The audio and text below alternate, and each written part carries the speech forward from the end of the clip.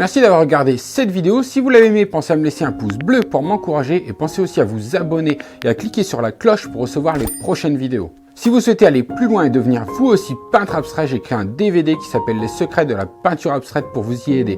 Et plus beau, c'est que vous pouvez obtenir ce DVD gratuitement. Pour ça, rendez-vous dans la description sous la vidéo. Je vous dis à bientôt pour la prochaine vidéo.